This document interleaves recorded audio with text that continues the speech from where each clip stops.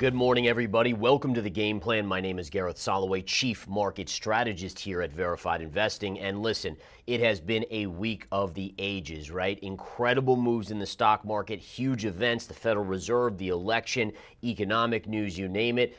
Earnings are coming to a close. Yeah, we got some earnings yesterday after the bell, but for the most part, smaller name companies, not the big mega cap trillion-dollar names. But we're going to look at some key charts today. I want to go over the S&P 500 as well and see where this market could be heading. Is there a lot more upside? Is there a little upside? Or are we at a potential top? All right, let's start off with the basics, right? Let's go right into the market action today. What is happening right now? And what we can see right here is that the S&P 500, basically in the overnight kind of sideways-ish. This morning at 4 in the morning, we had a little bit of a drop, and then we floated back up.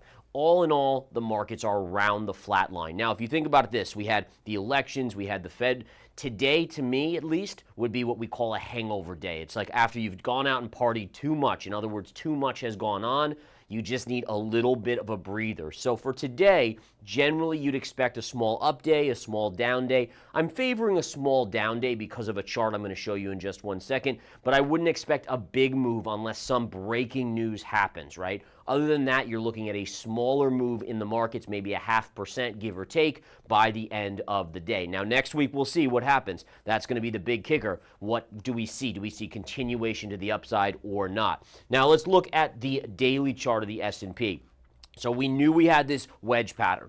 We broke down from the wedge pattern. We never quite got to the level I was thinking. It was just below here, but then the elections hit. We had the monster rally, and look at where we ended yesterday, right back into what I call the scene of the crime. And this is actually why I favor a small down day today. And again, I don't think it's going to be a big down day, but just a small one, because you did run into significant resistance right here on the S&P. So again, you have to say, okay, until proven otherwise, resistance is resistance and support is support. Just like when we were coming down to this level, I said you had to expect a rally off that, because until support is confirmed below and broken, it favors the upside. It's support. It's supposed to support price, right? And that's the basics of technical analysis. So we'll look at that on the S&P. We'll see if we get a little bit of a pullback. But one thing just to keep in mind, the NASDAQ still shows that it's not quite at a resistance level just yet.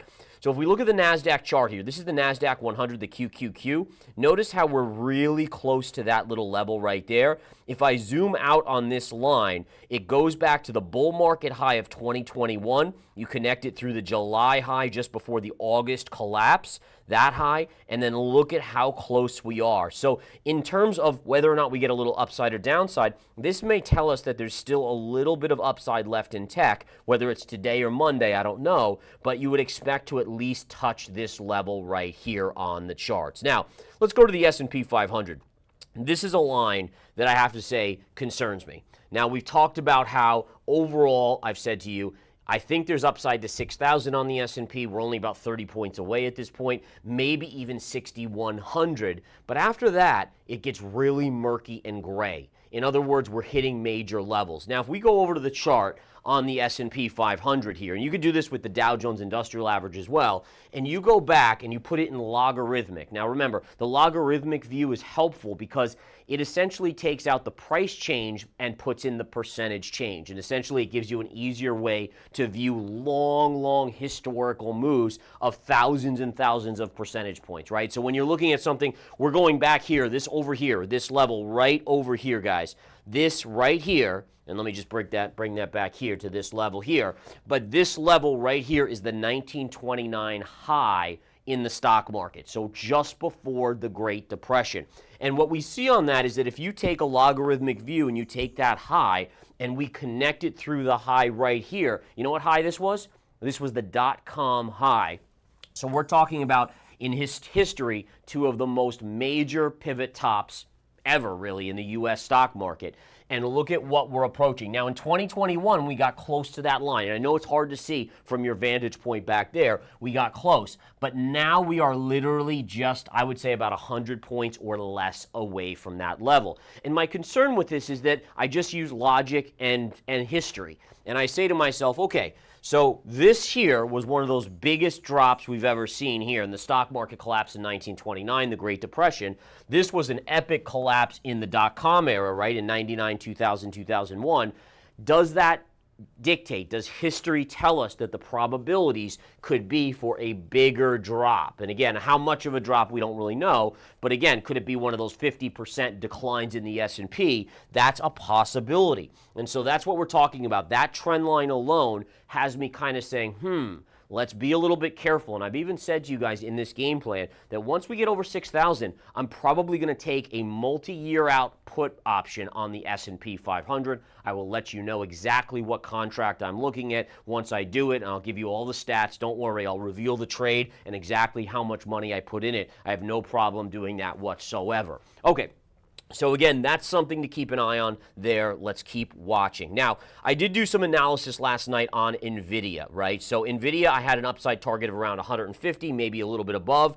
This trend line here makes me think we could go as high as 158. That's not that far away. We closed at basically 149 yesterday. But what we see here is if you go back to the 2021 bull market high, which looks so crazy on this chart. I can't believe that was the bull market high on Nvidia, but that's what it was.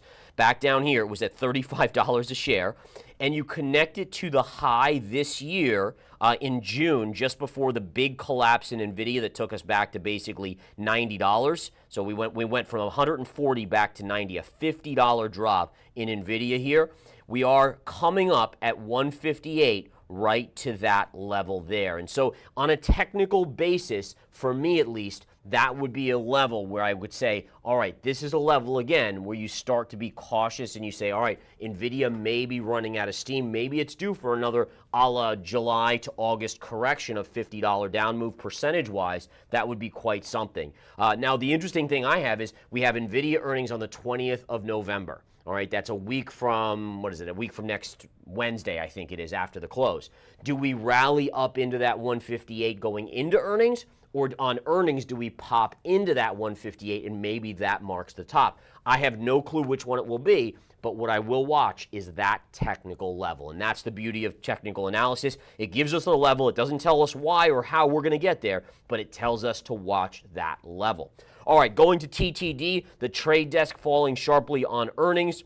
Nice drop. We're currently trading around 118. If we go to our daily chart here, you can see the stock was rallying sharply into earnings. Notice that the pullback is only erasing essentially the last 3 days of upside. In fact, if you go right here, this is exactly where we're trading, which was the close on Monday. So Monday's close is where we're back to on the back of earnings. So it's a nice drop on earnings, but the problem is it's just erasing 3 days. That's not going to get me along the stock. Like, I'm not going to step up just because it erased 3 days of upside. It would have to fall much, much further. I would say maybe around this level right in here, there's a nice little shelf area around 111 to 112. If we dumped into that, I might be interested at that point. If we look at Pinterest, Pinterest is another big mover here, and that is dropping sharply down to about 29 and change. If we go to our daily chart, this is a much more interesting chart. Bringing it back to 29, there's a gap fill at 29.90. We're below that. This would be your first area of support at 28.50. I don't think I would play that. We're too close. We've already kind of kissed it in pre-market action. But this low right here would be a good level to start to nibble on a day trade only. I don't like it as a swing trade. Day trade at around 27 Pierce to the downside on a long, potentially on Pinterest. So I'll be watching that with the traders in the Apex Live day trading room. All right, on to Bitcoin here. Bitcoin staying strong. Let's come over to the big board and take a look at what we have on Bitcoin. All right, so Bitcoin, we know it's broken out. Technically speaking, and if you know the confirmation signal, I could ask you this and quiz you on it, but this is not confirmed yet. Now, I still think it probably confirms. As long as the stock market, let's say the S&P does inch up above 6,000, then you got to figure this is going to go a little bit higher. On a short-term basis, I have a level around 80,000 that I think this could go to before you see a solid pullback. Where would that solid pullback come, though? Think about this. So you guys know, and again, I teach a little bit of this, but most of it and the deep dive is in the Winning Trader series, which I hope everyone eventually takes. But the point being is, once you confirm above your all-time high at 74,000 and you go to 80, so let's say we go up here to 80K, right? Where would your pullback be? Quiz question. All right, where would your pullback be expected? Like what would your downside first support be if you get to 80,000 and it starts to pull back? And I hope a lot of you guys are saying it would be a retrace to the scene of the crime back to 74, right? So price, let's say it goes here and then finally pulls back. Where would support be? The former resistance, once it's confirmed above, becomes technical support. That's the standard technical analysis using what I call the scene of the crime retrace. The scene of the crime means the breakout, right? We talk about like a jailbreak. So a jail breaks here, they come back to the jail, and then it continues potentially on. So we'll watch that. Just a reminder, as always, the Bitcoin chart is very dependent on the stock market. As long as the stock market keeps going up, you have to assume Bitcoin will. All right, so that's a good chart to take a look at right there and just kind of keep your wits about you on that one. We'll go quickly to gold here and see what gold has in store for us. If we look at this chart on gold, gold is having a very minor pullback. Again, right here was technical support, the midpoint of the channel. Upside resistance would be this line still, which would be a little bit higher than it was before since it's upsloping. And then if it breaks the dotted line, where's your target? Boom, right to the downside right there. I still have half my short on gold. I already pocketed half the profits right here. The other half I would pocket probably right into this level. Just using the levels to guide me, right? It's not, this is the beauty of technical analysis, guys, is that it really, once you start to learn it and then you start to see it in action and then you see how high a probability it makes you as an investor and trader, it takes away the emotion. All of a sudden it's like, well, it's hitting support, and therefore I do this. Oh, it's hitting resistance, therefore I doing this. Oh, it's a bull flag with a time count. Oh, it's a retrace to the scene of the crime. Versus most investors, they get into a position because it's their hope, it's their dream, it's they got hyped up by social media influencing them or the mainstream media. But when you go to technical analysis, it takes that away. It's almost very freeing. You won't be right all the time. I certainly am not. But at least I know that I'm basing my decisions on probability, not on hopes and dreams. Hopes and dreams don't get us very far in life in general. You got to do the hard work. You got to analyze. You got to go with probability. All right.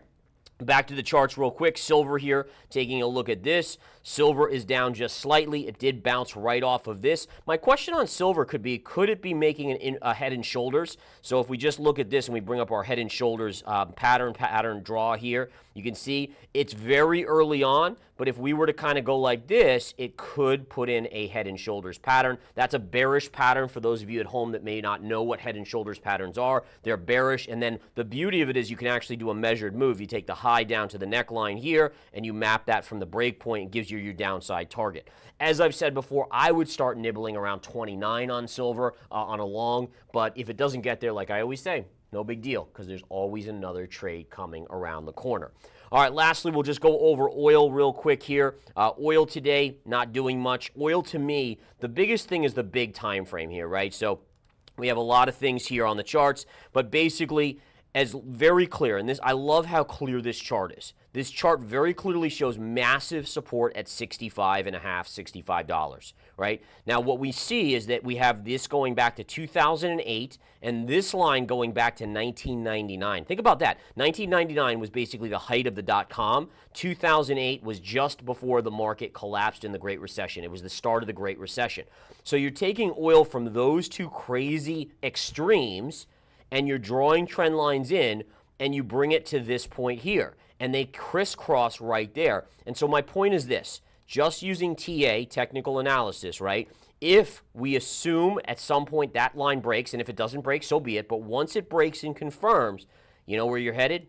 Right down there. Think about that, guys. How nice would that be for our gas tanks of our cars, right? I mean, where would gasoline be if oil was $35 a barrel? Now, the negative of that is, where is the economy and where's the global economy if oil is at $35? So, I mean, it's a give and take, right? Yeah, great that we fill up our gas tanks for half the price that we're paying now, but at the same time, how many of us have jobs at that point if oil is at 35? So you got to look at it as a give and take. Yeah, it's great to have cheaper oil, cheaper gas, but what does it mean about the economy? All right. Lastly, really quickly, guys, natural gas real quick here. Let's take a look. Last I checked, there wasn't much movement on natural gas. Let's go back to the daily chart. And the daily chart, same thing. It's just consolidating here. You might have a little bit of a bull flag starting to form, which may indicate a slight bias to the upside. But again, Up here is resistance, down here is major support. I like that these two lines are slowly getting closer and closer together. That may give us additional support if it comes down there to be a buy. But as of now, there's nothing to do right there. All right, guys. So lastly, I just want to say to you guys are rock stars. Each and every one of you that tunes in every single day, that leaves comments, that spreads the word about what Verified Investing is trying to do to get rid of the hype in the media, in the social media atmosphere, help people understand probabilities and technical analysis. This is, again, institutional stuff, all right? I've consulted with institutions. I've trained hedge funds traders. I've done all this type of stuff with all of this knowledge that I have here that I share with you guys. And it's my way of giving back to try to help you guys understand that there's other ways than just going by what the latest influencer says on X or on Facebook or all these other mediums or even the mainstream media. Listen, I'll tell you, when analysts come out and upgrade stocks and they're at all-time highs, I actually use it as an inverse indicator. I say, wow, they're upgrading that and it's already up 300% in the last month. That's a sell signal. All right, sometimes these analysts at institutions, either they have ulterior motives or they're just plain bad. But either way, there's ways to understand what's going on as a retail investor like you and I are, and we can make it work and make us money off of it. So, as always, folks, you guys have a wonderful week. It's been a wild one. I think I'm tired. I'm sure you're tired. Let's go get some rest and come back sharp and ready to make more money next week. Thanks for visiting verifiedinvesting.com. Thanks. Take care.